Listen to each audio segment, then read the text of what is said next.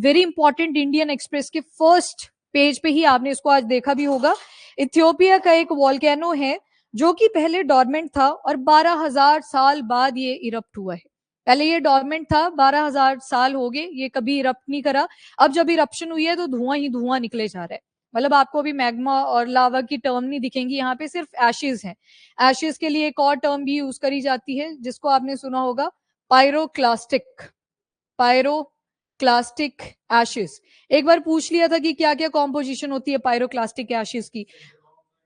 हाँ ठीक है, स्मोक्स आगे, मिनरल्स आते हैं इसमें, आते हैं, गैसेस आती हैं, यस, CO2 भी आती है, CO भी आती है, सल्फर डाइऑक्साइड भी आती है, देन हाइड्रोजन सल्फाइड भी आती है, मैनी मोर हैवी मेटल्स भी निकल के आते हैं। तो मतलब जनरल सा क्वेश्चन पूछा था, बस टर्म चेंज कर दी, ऊपर पायरोक्लास्ट पूछ लिया कि सोचने पे मजबूर हो जाइए कहां से आया। पर वो जो वॉल्केनो से इतना सारा ऐश का एक कंपोनेंट निकल के आता है, इसके अंदर ये सारी कॉम्पोजिशन होती है, लगभग एवरीथिंग। अब ये जो इथोपिया का डॉर्मेंट वॉल्केनो है, 12,000 साल के बाद इरप्ट हुआ है, तो क्या इसके पीछे रीजन रहते होंगे कि डॉर्मेंट जो वॉल्केनो है वो दोबारा से इरप्ट करते हैं। ये चीज आई थिंक आप सभी को याद है ना, वॉल्केनो वाली 3 तरह के देखे थे, है ना, on the basis of eruption. एक होते हैं एक्टिव, जैसे रिंग ऑफ फायर के आसपास आप चले जाओ, वहां पे आपको एक्टिव वॉल्केनो ज्यादा मिलते हैं। दूसरे आते हैं आपके डॉर्मेंट, जो सोए होते हैं पर नीचे अभी भी जो रॉक्स हैं वो मेल्ट कर रही होती है, या फिर जो टेक्टोनिक प्लेट्स की मूवमेंट है वो यहाँ पे चल रही होती है, या फिर कई बार जो हाइड्रोथर्मल वेंट वाला आपने कॉन्सेप्ट पढ़ा था, जहां पे क्या होता है कि जो जमीन होती है उसमें दरारें पड़ती हैं, और जब दरारें पड़ती हैं तो नीचे से आ रही होती है हीट, और कई बार ये पानी के कांटेक्ट में आते हैं, और जैसे ही पानी के कांटेक्ट में आते हैं तो प्रेशर क्रिएट होते हैं। अब जो प्रेशर है उसकी एक आदत होती है हाई टू लो की तरफ जाने की, तो उससे भी कई बार डॉर्मेंट वॉल्केनो एक्टिव वॉल्केनो बन जाते हैं। और तीसरी जो कैटेगरी आती है वो है एक्सटिंग। एक्सटिंग नाम से ही पता लग रहा है कि लंबा अर्जा भी हो चुका है और अब इसमें कुछ नहीं बचा है, कोई यहाँ पे वॉल्केनिक इरप्शन, कोई एक्टिविटी नहीं देखी गई है, ना यहाँ पे रॉक्स मेल्ट कर रही है, ना ही यहाँ पे कोई हाई प्रेशर डेवलप हो रहा है, कुछ नहीं हो रहा है, तो इसको बोल दिया था एक्सटिंक्ट।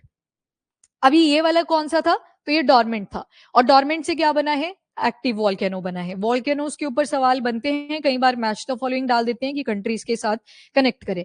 नाम याद रखना, हाईली गुबी वॉल्केनो। हाईली गुबी वॉल्केनो ये इरप्ट हुआ है इथोपिया में। इथोपिया की कैपिटल इज एडिस अबाबा, और अभी आपने देखा भी हेडक्वार्टर भी आ जाते हैं अफ्रीकन यूनियन के।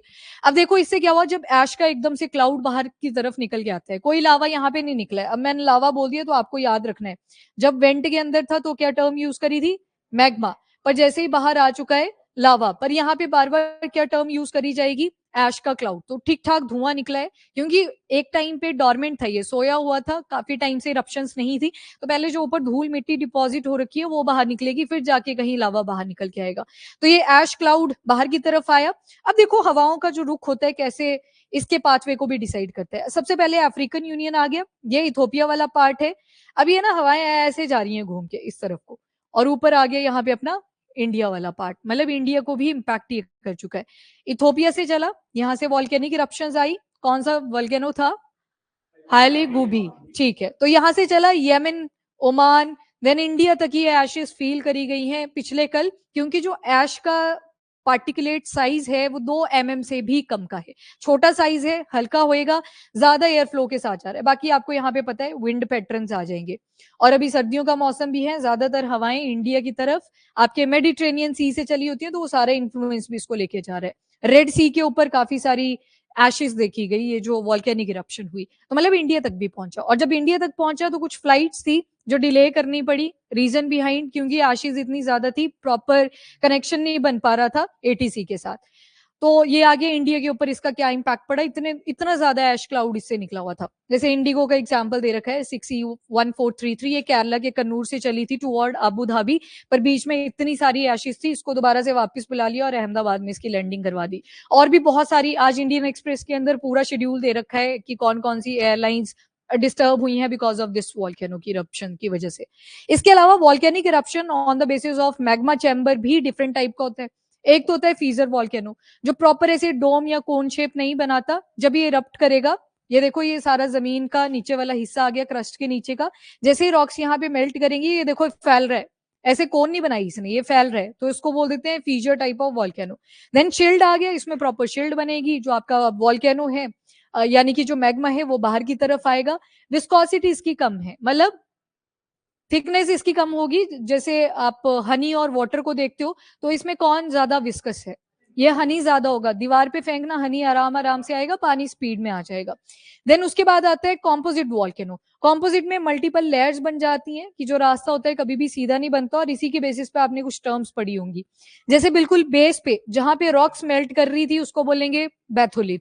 वैसे ही अगर कॉन्वेक्स शेप या फिर ऐसे मशरूम की तरह एक टोपी वाला स्ट्रक्चर बनेगा या डोम शेप बनेगा, उसको बोल दिया जाता है लोकोलिथ। एक और टर्म आपने पढ़ी होगी फेकोलिथ। फेकोलिथ बिल्कुल लोकोलिथ का ऑपोजिट होता है, यहाँ पे बाउल शेप ऐसे बन जाता है, फेकोलिथ।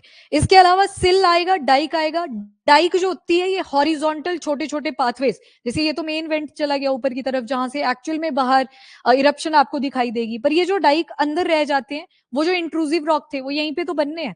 तो ये जो डाइक है दैट इज वर्टिकल, वर्टिकल आएगा ये, सॉरी मैंने हॉरिजॉन्टल बोल दिया। हॉरिजॉन्टल तो ये वाला आता है ना, हाँ नीचे लेटा हुआ, तो उसको बोलते हैं सिल, जो हॉरिजॉन्टल वाली छोटी सी वेंट बनती है। और यही सारी जो अंदर फॉर्म्स बने जा रही हैं, यही क्या बनाती हैं बाद में चल के, इंट्रूसिव रॉक्स को। और वो जो बाहर आ गया सारा material, that leads to the formation of extrusive rocks.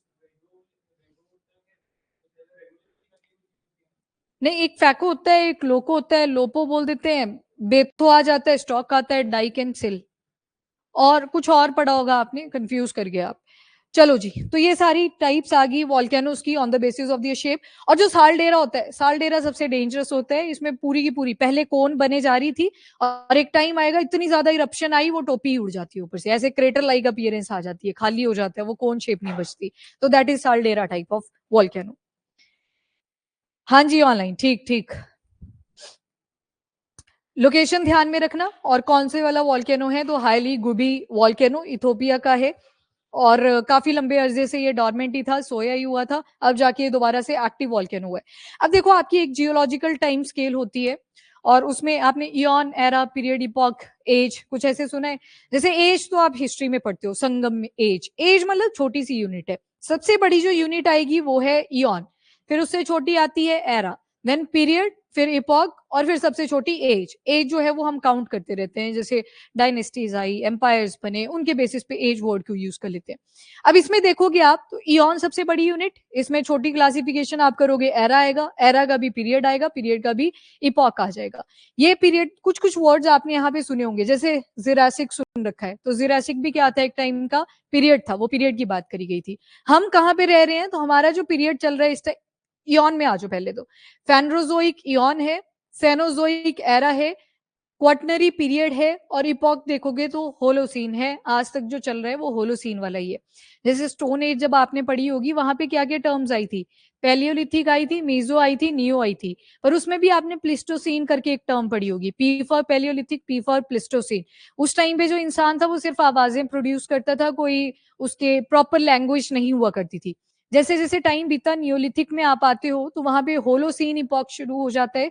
Homo erectus वगैरह यहाँ पे इमर्ज करते हैं, टूल्स का ठीक ठाक, अभी मतलब प्रॉपर जो टूल्स थे उन्होंने बनाने शुरू करे थे, लैंग्वेज का इमर्जेंस आता है। तो ये वाला वो इपॉक है होलोसीन।